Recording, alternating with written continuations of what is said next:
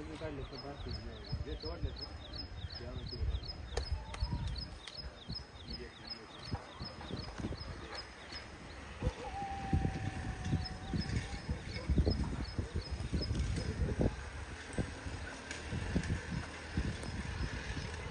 जय महाराष्ट्र. मी अशोक वसंत कुटे, महाराष्ट्र नवनिर्माण सेना मावळ तालुका अध्यक्ष. आपण आता महाराष्ट्राची कुलस्वामिनी आई एकविरा देवीच्या गडाकडे जाणाऱ्या पायऱ्यांचं जे काम चालू आहे त्या पायऱ्यांच्या कामाच्या ठिकाणी आपण आहोत. आणि ते काम कसं चालू आहे ते मी आता तुम्हाला दाखवतो. खरं तर ह्या पायऱ्या पूर्ण काढून टाकल्या गेल्या पाहिजे होत्या, त्याच्यानंतर काम करायला पाहिजे होतं.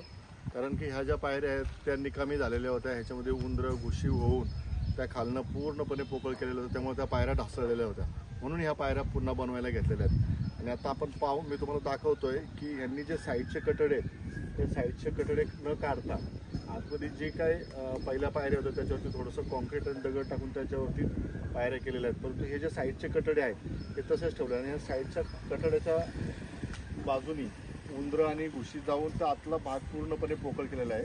आणि उद्या पुढं जाऊन हे लोक ह्याच्यावरतीच परत साईडचे कटडे करणार आहेत. तर मी तुम्हाला या साईडला येऊन दाखवतोय जे कटडे कसे उंदरी घुशींनी मोकळे केलेले आहेत.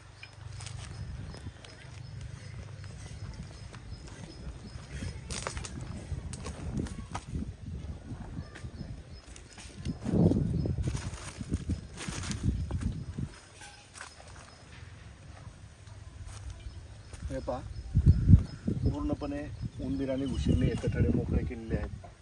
ते पूर्ण एकदम ठिसूळ झालेले आहेत. हे कामं एकदम पूर्णपणे ठिसूळ झालेली आहेत. तिथे जवळून उंदर आणि घुशींनी हे जे काय जुनं काम झाल्यामुळे पूर्णपणे ठिसूळ झालेलं आहे.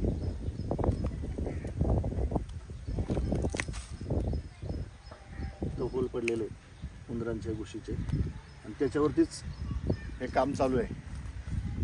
मला वाटत नाही की जर हे अशा पद्धतीने काम केलं तर ह्या पायऱ्याचे करोडो रुपयाचा खर्च करून हे जे काम चालू आहे हे टिकल. म्हणून शासनाचा पैसा हा पाण्यामध्ये जातोय आणि शासनानं याच्याकडे लक्ष घातलं पाहिजे. आणि जर लक्ष घातलं नाही, हे काम जर व्यवस्थित केलं नाही तर महाराष्ट्र नवनिर्माण सेना शासनाच्या विरोधामध्ये तीव्र आंदोलन करेल.